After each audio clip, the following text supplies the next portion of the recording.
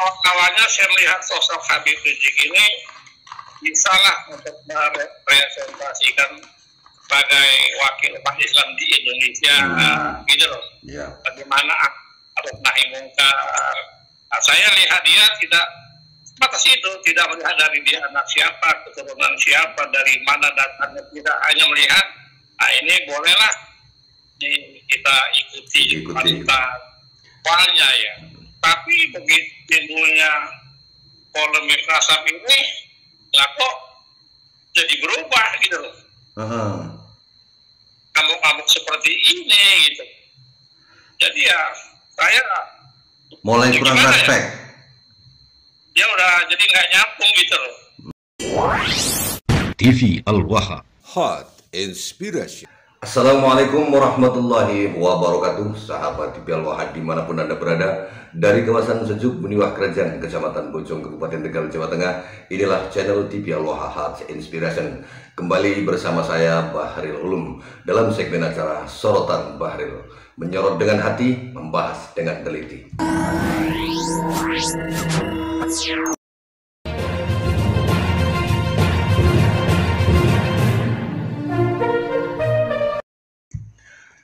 Sedulur TV Al-Waha, kali ini saya kedatangan seorang tamu istimewa dari ibu kota Jakarta. Dan istimewanya lagi, beliau adalah orang yang dalam tanda petik sangat-sangat dekat dengan FPI, yaitu HRS Center, di mana adiknya itu menjabat sebagai Ketua Umum HR Center. Nah, pada saat ini kita akan mencoba untuk berdiskusi, ngobrol santai dengan beliau yang saya sebutkan nama aslinya atau enggak ini ya. Kita sebutkan nama aslinya itu Abdul Hadi Handrawibawa. Saya biasa memanggil beliau dengan Gus Hadi. Kita sapa terlebih dahulu. Assalamualaikum Gus Hadi. Assalamualaikum Ustaz Bahril Ulum. Waalaikumsalam. Sehat selalu. Alhamdulillah. Gimana Kiai Gus? Dipanggil Kiai nggak mau?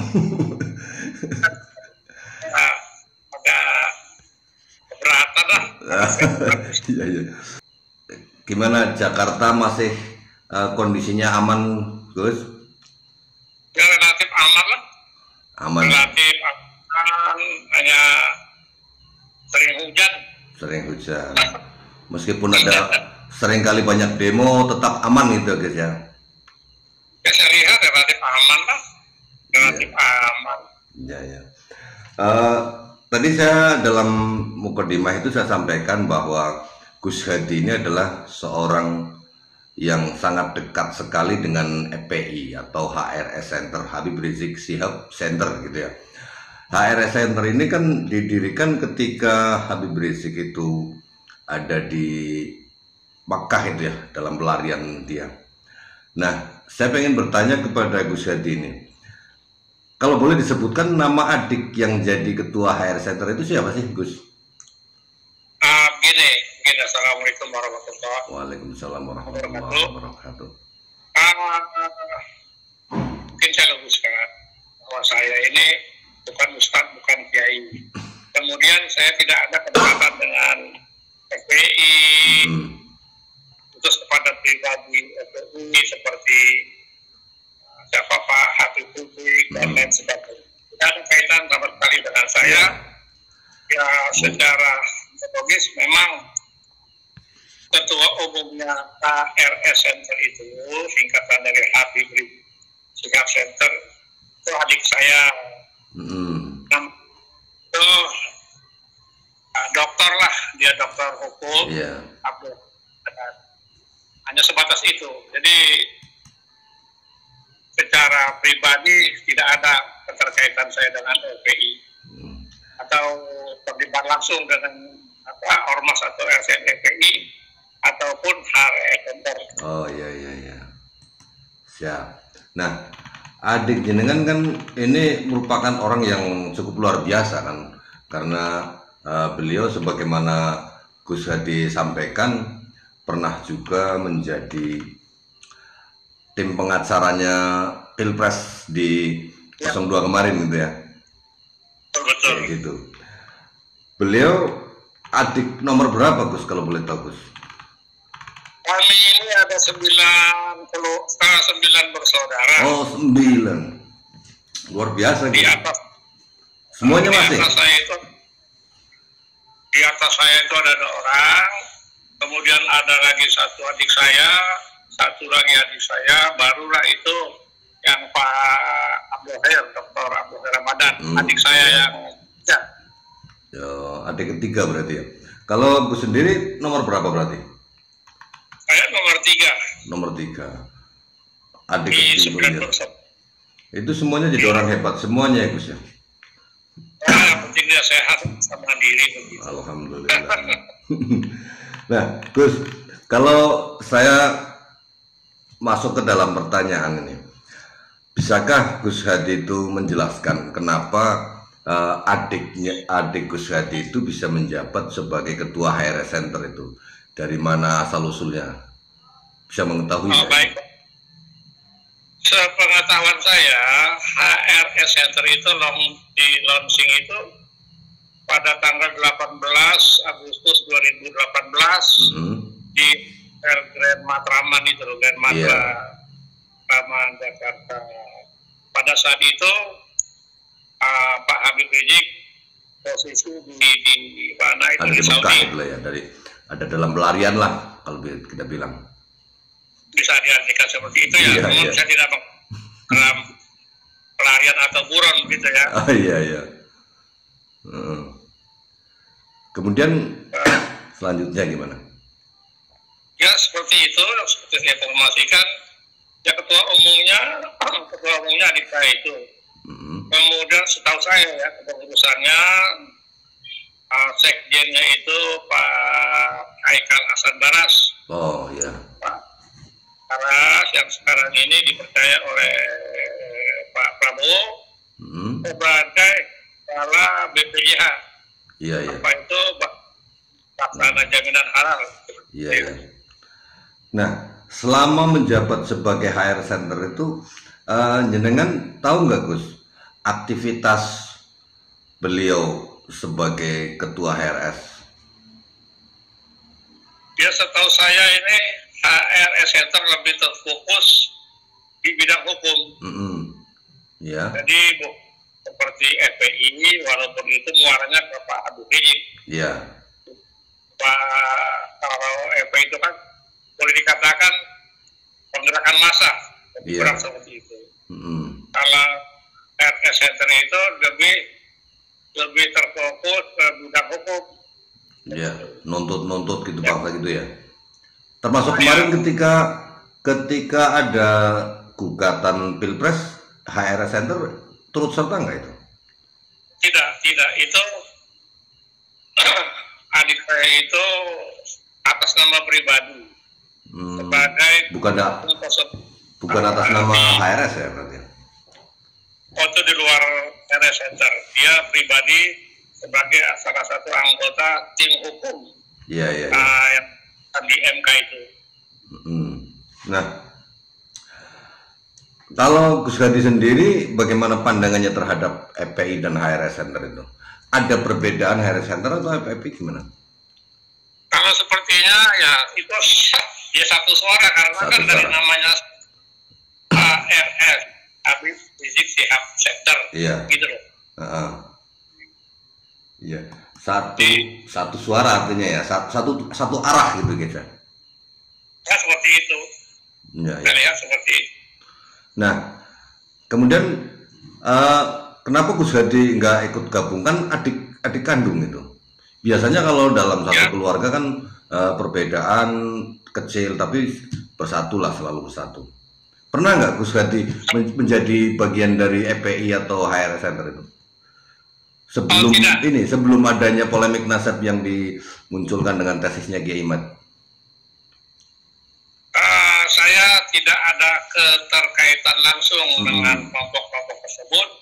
Hanya saya sering ikut acara-acara yang diadakan oleh HRS Center itu, seperti launching HR Center itu di Hotel Grand Matraman saya hadir. Itu saya lihat dihadiri, ya ada Haikal Hasan, ada Pak Munarman, kalau tidak salah ada itu siapa namanya itu Pak yang di 212 itu Yusuf Muhammad Marta dan tidak ada keterlibatan langsung secara organisatoris. Artinya mungkin bisa dikatakan Gus Hadi ini FPI kultural itu, bukan struktural gitu. Secara formal ataupun kultural tidak. Tidak juga gitu. Ya, dengan adik saya wajar tuh kalau ada rundingan secara pribadi, masukan yang positif di pikiran saya gitu loh. Terlepas daripada atau kita itu kan terserah.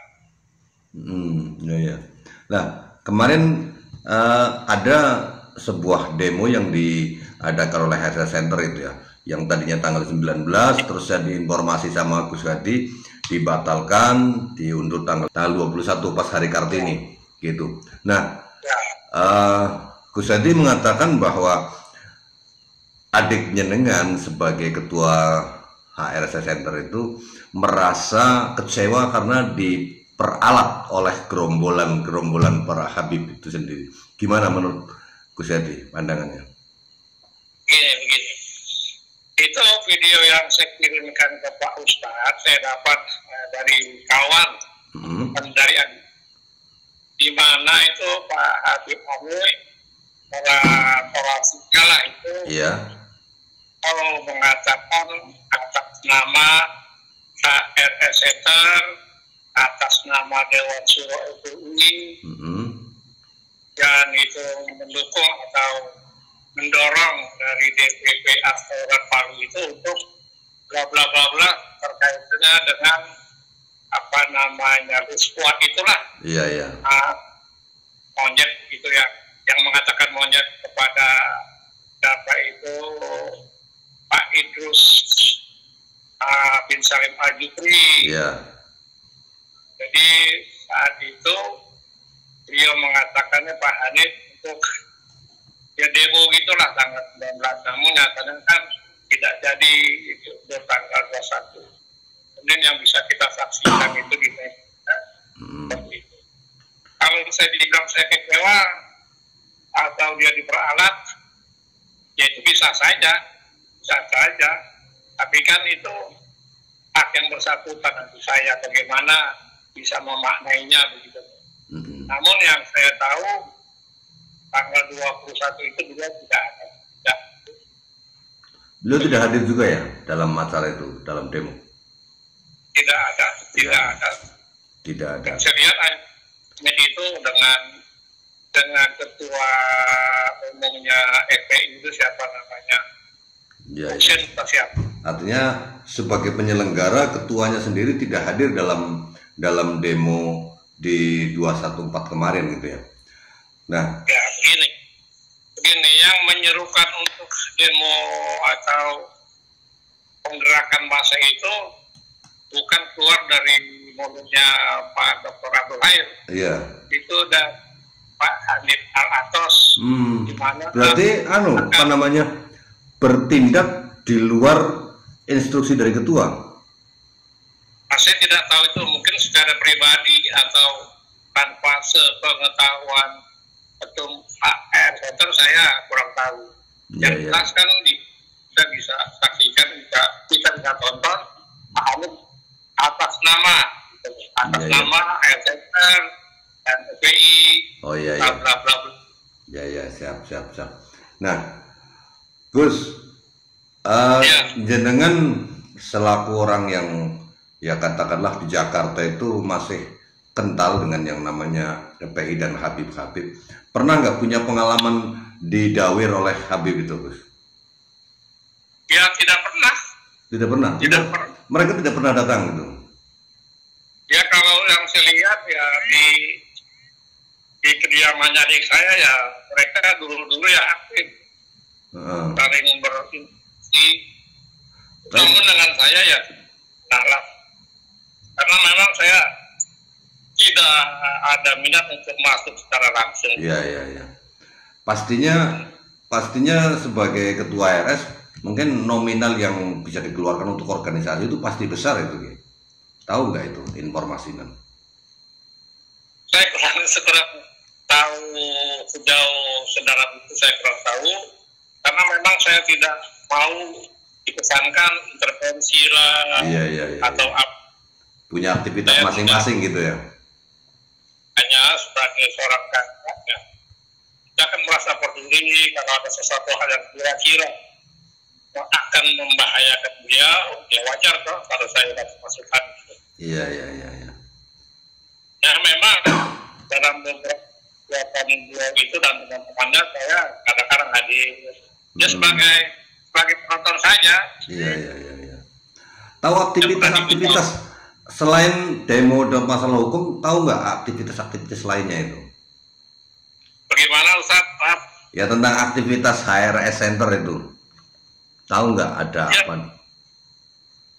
yang saya tahu itu HRS Center itu saat itu didirikan sepertinya fokus ya di mata saya ya, itu ya semacam ya boleh dikatakan ya dalam tanda kutip oposisi lah saat itu di rejimnya Pak Jokowi.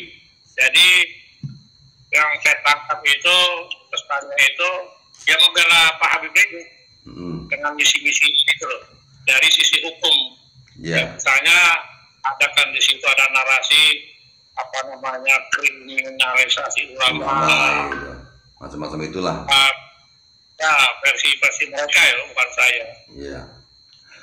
Nah, gini Gus, kemarin ketika Rizik Syihab itu berpidato nantang orang-orang PWI, nantang KDM, itu kan dia sampai mengatakan mau bawa AK-16, mau bawa, intinya dia menyebutkan senjata-senjata, model-model senjata yang dimiliki oleh TNI kan gitulah. Iya. Ini kan mencurigakan Gus. Menurut jenengan gimana Gus? Ya saya pribadi ya sangat tidak setuju lah. Saya kaget juga itu kok seperti ini gitu. Ya kalau dia menyebutkan senjata-senjata, artinya di HRS Center atau di FPI sendiri mereka memiliki senjata-senjata itu bisa jadi. Saya kurang tahu saat apa namanya itu yang Pak Habib Rizik apa itu namanya. Apa hanya gertakan aja Gus ya? Timak tangga segala macam itu, saya kaget juga lihat itu video itu. Sama ini saya melihat beliau itu waktu awal-awal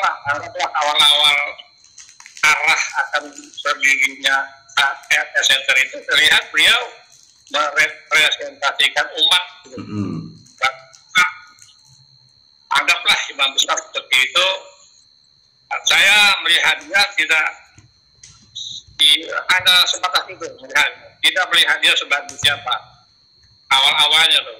Iya. Sebagai ini bolehlah imam ini ya kan merepresentasikan umat. Awalnya ini kok jadi kemana-mana gitu. Jadi maaf kata ya, boleh dikatakan ya semacam itu deklarasinya itulah ya diberubah itu bisa mengarah keras.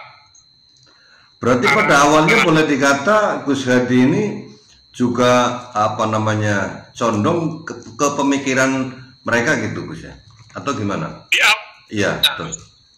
Awalnya saya melihat sosok Habib Rizik ini bisalah untuk merepresentasikan sebagai wakil umat Islam di Indonesia, gitu loh. Yeah. Bagaimana harus nahi mungkar. Nah, saya lihat dia tidak sebatas itu, tidak melihat dari dia anak siapa, keturunan siapa, dari mana datangnya, tidak hanya melihat, nah ini bolehlah kita ikuti awalnya ya.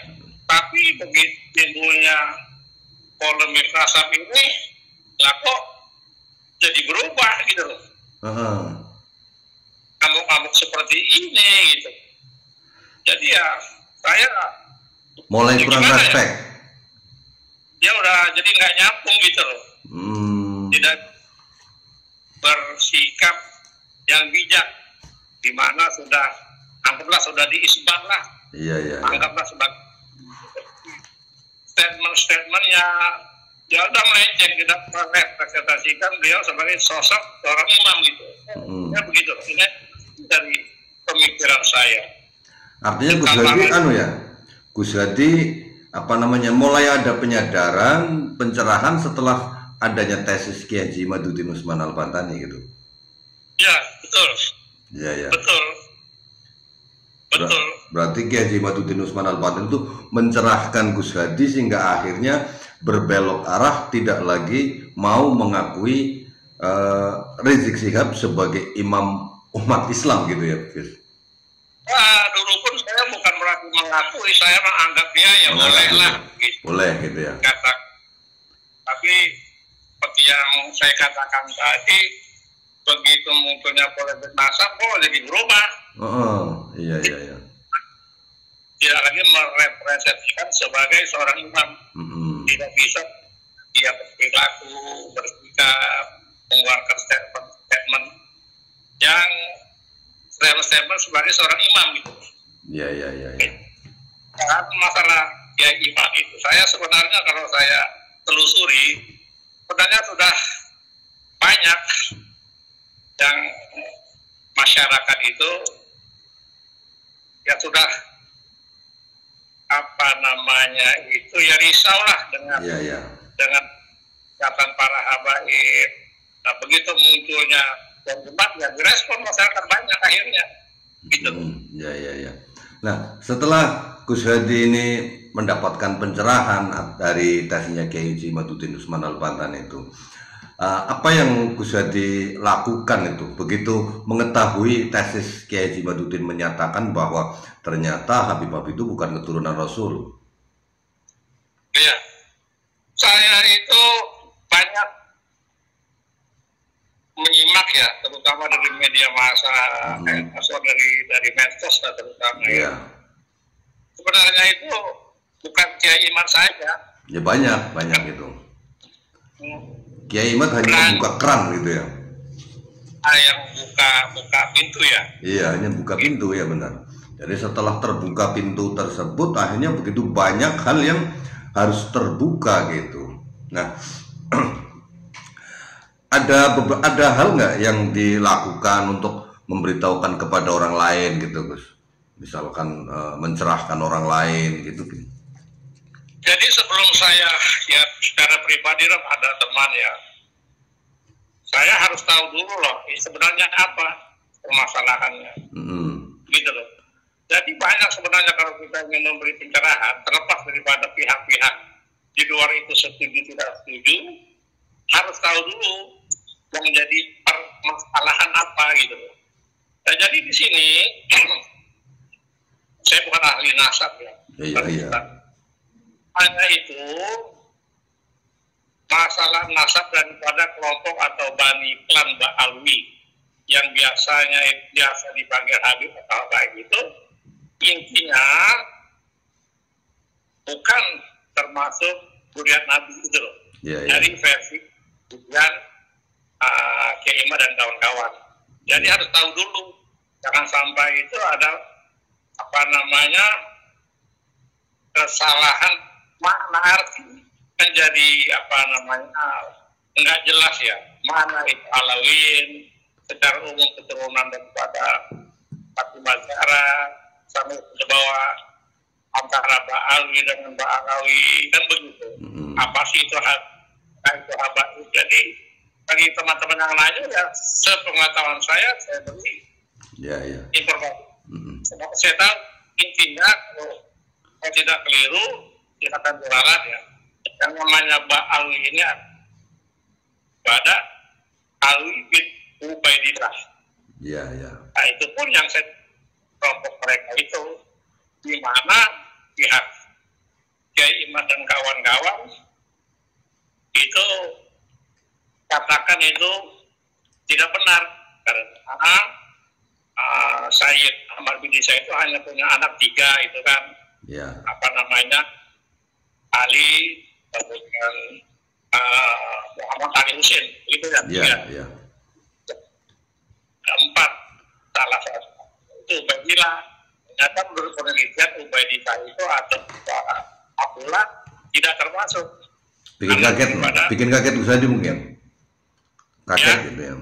Nah, setelah Gus Hadi menelaah tesis-tesis Kiai Maduddin dan lain-lainnya itu informasi-informasi yang berkembang, pernah nggak Gus Hadi diskusi ketemu sengaja atau tidak sengaja dengan adik jenengan yang saat ini sebagai ketua HRS Center itu? Oh, tidak pernah. Oh, nggak pernah, belum pernah ketemu sampai hari ini. Nah, baca semacam meme tulisannya waktu dia mengeluarkan bikin meme ya itu ya pendapat. Dia mengingat saya ya, cuma sudah terhapus itu.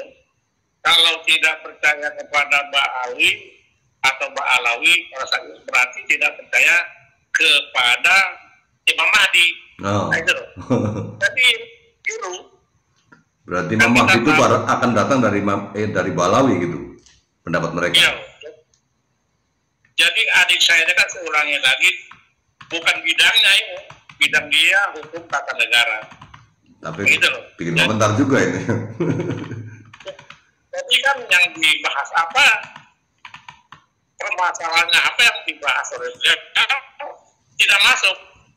Kalau dia bahas masalah Bani Alwi atau Mbak Alawi yang dipanggil Habib, itu bagian daripada lingkaran keluarga Zuriat Nabi, nyambung terlepas daripada pihak-pihak yang setuju atau tidak pendapat. Saya itu pengetahuan saya pelajari tulisannya, jadi kesannya itu masyarakat tidak percaya kepada Tuhan Nabi. Seperti saya tadinya kan ada itu akan turun nanti Imam Mahdi dari Zuriatku, kan itu. Iya. Bagian daripada kelompok Zuriat Nabi. Jadi ini harus jelas, masyarakat harus tahu, terlepas pada setuju atau tidak setuju. Yang dipermasalahkan ini adalah kelompok atau Bani atau klan Bani Al-Ubaidillah yang biasa dipanggil dengan Habib atau Habib adalah bukan bagian atau tidak termasuk daripada lingkaran keluarga Nabi, kan termasuk lingkaran daripada Zuriat Nabi. Itu terlepas dari mereka itu yakin percaya atau tidak percaya, itu loh. Silakan perdebatkan. Ya. Tapi aku perdebatkan gitu. Kira-kira Gus, kalau nanti misalkan Gus Hadi ketemu dengan adiknya dengan yang luar biasa, beliau ahli teori hukum dan pakar ideologi transformasi gitu ya, Dr. Haji Abdul Khair Ramadan SHMM. Itu ketika ini kan tadi Gus Hadi menceritakan belum pernah ketemu sejak Gus Hadi tercerahkan, gitu kan? Nah, andai kata nanti pada suatu saat ketemu dengan beliau, terus dengan berbeda pandangan, gimana? Apa yang akan jenengan katakan kepada Gus Abdul Khair Ramadan ini selaku adik jenengan yang masih menjadi ketua HRS? Ya, saya akan katakan permasalahannya apa dulu, itu dulu, biar kita sepakat yang pasarkan apa ini yang dipermasalahkan. Ini kentang adalah bagian daripada keluarga cabai, ya kan gitu. Apakah Gus Hadi akan mengajak supaya tidak lagi mengakui mereka sebagai keturunan Nabi? Ya, saya dari awal saya bilang saya tidak peduli beliau siapa, dari klan mana, keturunan mana, saya tidak mengatakan itu. Yang pasti saya punya prinsip bahwasanya kan ini kan urusannya nasab, ujung-ujungnya ini kan masalah kemuliaan yang saya baca. Iya. Islam kan sudah tahu saya kita inna aku maksud dan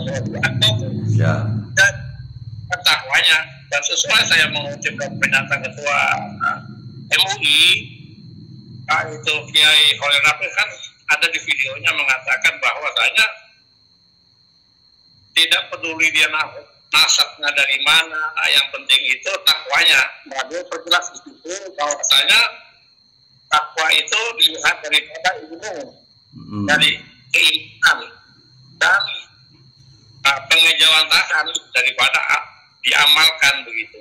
Hanya perlu saya tambahkan supaya masyarakat lebih mudah mencerna, takwa itu sesuai dari pernyataan Kiai Roy Nafis ada 3 komponen. Satu adalah ilmu, kedua iman, yang ketiga itu pelaksanaan amalnya itu. Jadi itulah komponen, walaupun dia siapa-siapa masyarakat itu 3 hal itu. Jadi itu jelas karena Nabi mengatakan bukan dari nasabnya kemuliaan itu, kalau terus saja itu masalah kemuliaan itu hak prerogatif Allah yang menilai kemuliaan itu.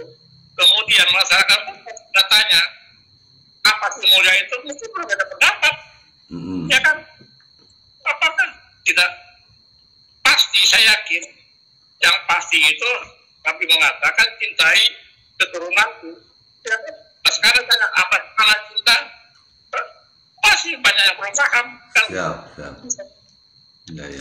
Namun terjemahkan apa namanya klasifikasinya ya mungkin ya sulit. Yang penting kita mencintai. Dan masalah habaib ini atau da'awi, seumpamanya da'awi itu tidak termasuk kuliah Nabi, tidak kita cintai, kita hormati, tidak kita sebagai keluarga sesama muslim, kan begitu. Jadi perlu saya tegaskan menurut saya, nasab itu bukan bagian daripada kemuliaan, dan itu sependapat saya dengan Kiai Roy Nafis, 3 komponen itu. Ada yang mengatakan kita belajar dengan seorang ustaz, seorang kiai, ini bukan dari kelompok anu, bukan daripada kelompok harus atau dilihat tadi lebih baik atau tidak baik, tidak masuk karena memang bukan komponen. Bukan komponen kemuliaan 3 hal itu. Nah, terakhir nih Gus, karena sudah cukup malam waktunya, barangkali Gus Hadi mau istirahat.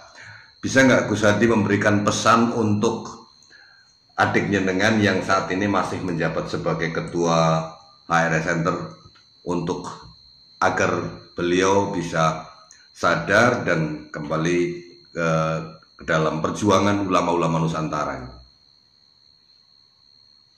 Ya, saya tidak ada hak ya saya untuk melarang atau mendorong itu.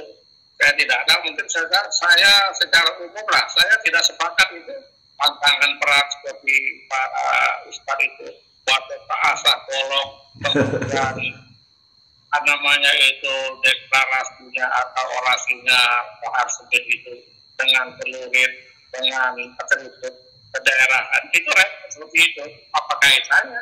Itu kemana-mana. Iya. Kemana nanti muncul lagi dari etnis atau suku lain dari Aceh atau dari Dayak, kenapa jadi seru? Yang saya rasa kenapa daripada Pak Ali tidak tampil gitu. Ini yang masalah. Saya tidak setuju, makanya saya pernah terpanggil ada seorang yang ngaku-ngaku dari suku Pasma. Itu kan menyeret-nyeret. Iya. Ketika ada yang mantan dari suku Pasma itu, oh iya, Gus Hadi masih keturunan dengan suku Pasma gitu ya? Saya secara biologis, ayah saya itu Haji Abdul bin Haji Ibrahim asli dari Pasma. Pasma Palembang. Lahir di sana, jangan dia hijrah ke Jakarta sampai dia bekerja, dan saya lahir di Jakarta. Makanya saya biologis ya boleh tes DNA seperti Pak Abdul ngomong itu, tapi kan berarti kalau sekarang tidak tes. Nah, perlu saya tambahkan juga, DNA itu kan pasti. Kalau kita simak itu waktu podcast di Bang Roma dengan Menteri Agama kan